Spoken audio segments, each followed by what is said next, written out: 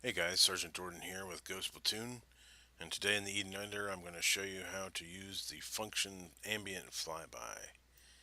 It's a really handy little simple thing you can do to have aircraft fly over without having to place the aircraft, place the waypoints, and then delete the aircraft later. What the function does is basically spawn an aircraft at one point, it flies to the end point and deletes itself, and that's all there is to it. So let's get started. I'm going to use it on a trigger today because that's you can fire it anyway, but I just want to do it from a trigger just so I can show you how it all works. And here's the function right here, ambient flyby. Uh, it's a lot of variables, so let me go over them. The first variable right here is the start position. It's basically x, y, and z coordinates in a array. The next variable, second variable, is the end position. The third variable is the height. The fourth is the speed. The fifth is the type of vehicle that you want to have fly over. And the sixth is the side. So I want to change this to east. And I want to change the speed to full because I want to have it happen really quickly. Um, Now, to get the class name of a vehicle, it's real easy to do. Let's go ahead and do that right now. I want to get something cool, something Russian. Oh, here we go. Perfect. So you can see when you mouse over, you can see the SU-25, and then you can see the RHS underscore SU-25, blah, blah, blah. That's the class name. But instead of just typing it down, you just can right click on it, go to log, and get log class names to clipboard.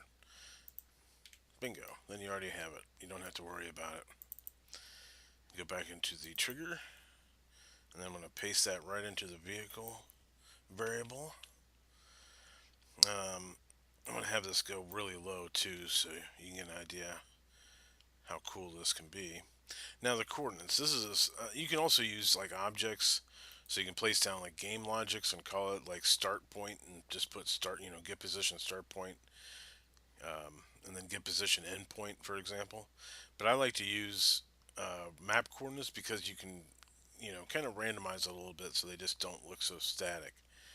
Let me show you how to do that right now. So if you go into the map, wherever you have your cursor, down on the bottom here, it'll have X, Y, and Z coordinates.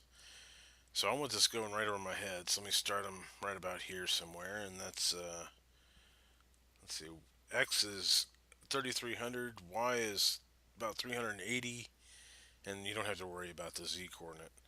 So let's do 3300 and 300.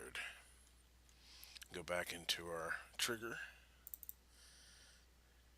Let's see, we want 3300 and 300.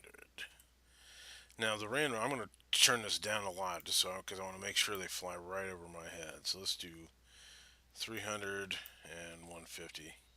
So that's basically what that does is it randomizes 150 either plus or minus. Now we need to get the endpoint coordinates. So it'll be the same x coordinate, which is 3300, but I want the y coordinate, which looks like it'll be about 4500 or so. Let's go back into our trigger, type in the 33 for the x. It's almost set up for the y. Oh, and I also want to change this y coordinate randomness so it's on the x and not the y. So let's cut that and then paste it right there. And then I also want to cut this down so it definitely flies over my head. Let's see, I think we're all set. So let's go ahead and see how this works. Now I use this all the time, like in missions that I make. If I want to have like a helicopter fly by with, over a person, just kind of freak them out a little bit. This is a good way to do it. You can kind of place some triggers down on the map, and when a player crosses over it, they'll trigger these flybys. Now, there's a couple caveats that you have to know about. If you shoot at the vehicle, you can blow it up, but it will never like go into combat mode and turn around and come back on you. For example, it'll just go from A to B and then delete. It won't care about anything else.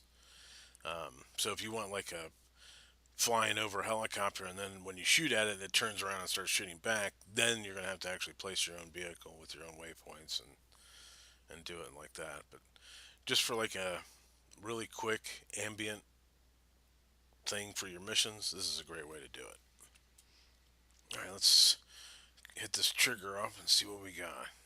I'm gonna hit it multiple times so you can see like how this looks. Am I facing to the south? Not quite. There we go. Oh, there they are.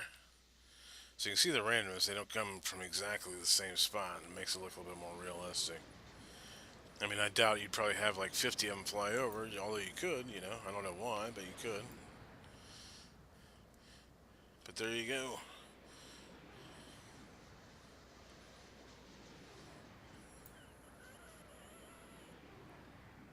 Woo! Alright, well, this has been Sergeant Jordan with Ghost Platoon. Thanks for watching.